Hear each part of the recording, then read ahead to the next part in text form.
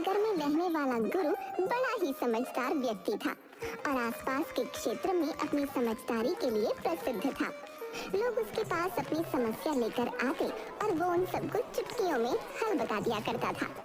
एक दिन प्रेमपाल नाम का एक आदमी गुरु के पास आया और बोला, जयराम जी के गुरु भाई जी। जयराम जी की प्रेमपाल, कैसे हो? और आज इधर का रास्ता कैसे भूल गए? गुरु, मैं बहुत परेशान हूँ।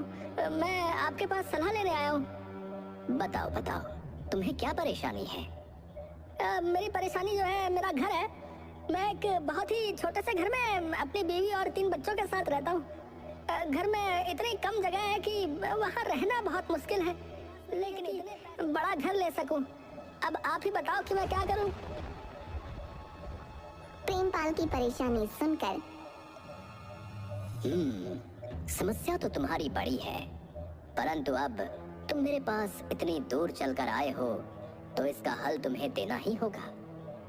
अच्छा, एक बात बताओ, क्या तुम्हारे घर पर मुर्गियां हैं?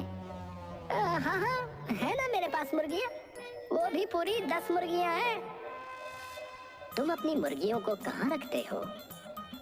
भाई, घर के बाहर रखता हूँ। और कहाँ रखते हैं मुर्गियों को, बताओ? आज से तुम उन्हें अपने घर के बाहर नहीं, घर के अंदर रखना। क्या क्या कहा तुमने? घर के अंदर? अरे दिमाग तो ठीक है। अरे भला मुर्गियों को कौन घर के अंदर रखता है भाई, है?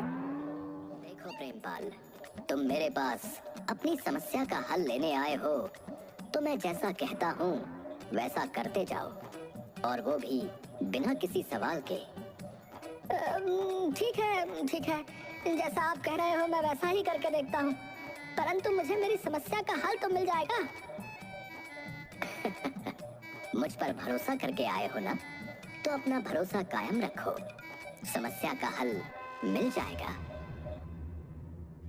प्रेमपाल हैरान था, मगर उसने सोचा कि जैसा गुरु कह रहा है वैसा ही। उस शाम घर पहुंचकर प्रेमपाल ने सारी मुर्गियां दड़बे में से निकाली और घर के अंदर रख लीं। मुर्गियों के घर के अंदर आ जाने से उस छोटी जगह में उनका गुजारा और मुश्किल हो गया। एक दो दिन किसी तरह बिताकर प्रेमपाल फिर से गुरु के पास पहुंचा और बोला, गुरु, आपने जैसा कहा वैसा मैंने किया। मुर्गियां घर में रख ली, लेकिन मुर्गियों के घर में आने के बाद तो और भी हाल बुरा है। बताओ अब मैं क्या करूं? घर में बकरियां हैं?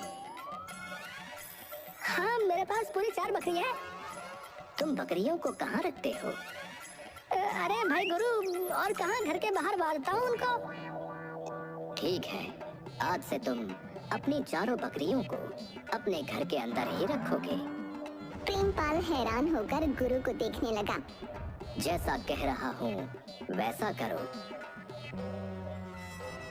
प्रेमपाल घर लौट आया और जैसा गुरु ने कहा था वैसा ही किया। अंदर रख ली। अब घर में और जगह न बची थी। सब के सब बहुत परेशान थे। कुछ दिन उसी तरह रहने के बाद प्रेमपाल फिर गुरु के पास पहुंचा और थोड़ा गुस्से में बोला, मेरा घर भर गया है। मुर्गे और बकरियों के कारण घर में रहना बहुत मुश्किल हो गया है। पाँव रखने को भी जगह नहीं बची है। तुम्हारे घर पर गधा है? तो क्या अब उस गधे को भी अपने घर में रख लूं? हाँ, रख लो। उसे अपने घर के अंदर ही रख लो। प्रेमपाल गुस्से में घर चला गया और गधे को भी घर के अंदर ही रख लिया। वो करता भी क्या, उसके पास गुरु की बात मानने के सिवा दूसरा कोई रास्ता भी नहीं था। मुर्गियां, गधे और बकरियों के साथ किसी तरह उसने और उसके परिवार ने कुछ दिन गुजारे। सब बहुत परेशान थे। जब रहा न गया तो प्रेमपाल फिर से गुरु के पास पहुंचा और बोला, ये कैसी सलाह दी है आपने मुझे? मैं तो आपकी बुद्धि की चर्चा सुनकर आपके पास अपनी समस्या का समाधान, और आपने तो जीना ही मुश्किल कर दिया हमारा। मैं ही गधा था जो आपके पास सलाह मांगने आया था। हाँ। क्या घर में बिल्कुल जगह नहीं है? मैंने पहले ही तो बताया था कि मेरा घर बहुत छोटा है और हम इंसानों के रहने के लिए भी वहाँ जगह नहीं है। अच्छा, तो ये बात है। इसमें परेशानी की क्या बात है? एक काम करो, उन मुर्गियों को घर से बाहर निकाल दो। प्रेमपाल ने घर लौटकर मुर्गियों, बकरियों और गधे को घर से बाहर निकाल दिया। उसके कुछ दिन बाद वो फिर गुरु के पास आया।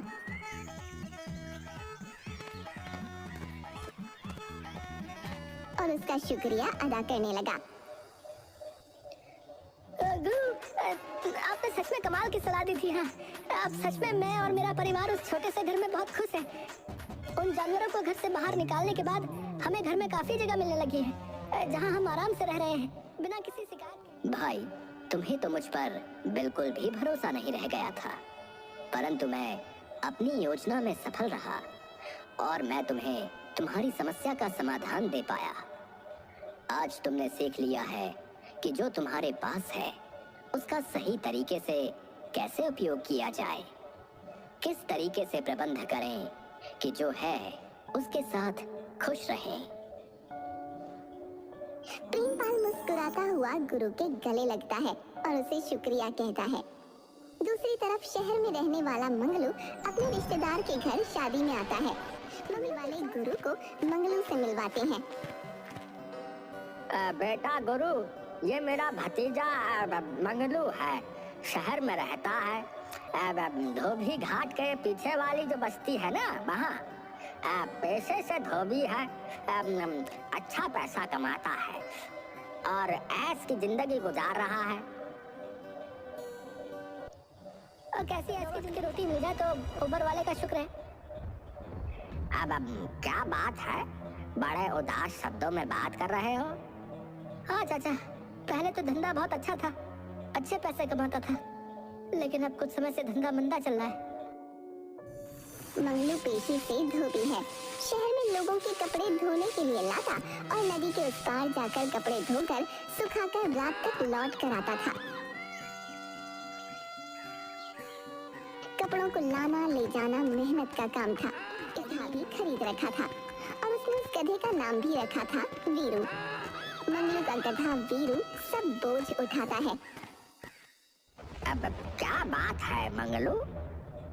चाचा, काम अब धीरे धीरे मंदा पड़ता जा रहा है, क्योंकि लोगों ने अब अपने घर कपड़े धुलाई करने वाली मशीन को लगा लिया है, जिसके कारण अब धोबी की जरूरत लोगों को नहीं पड़ती है, समझे?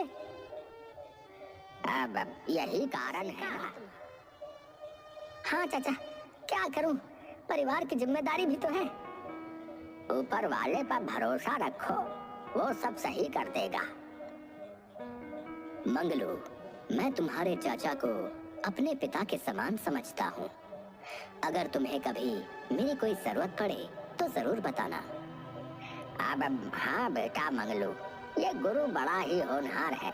सिर्फ हमारे आस पास के रहने वाले लोग भी अब अपनी समस्याओं का समाधान लेने इसके पास आते हैं। हाँ, शुक्रिया भाई गुरु, परंतु मेरी समस्या का समाधान किसी के पास नहीं है और इसका समाधान मुझे खुद ही ढूंढना होगा।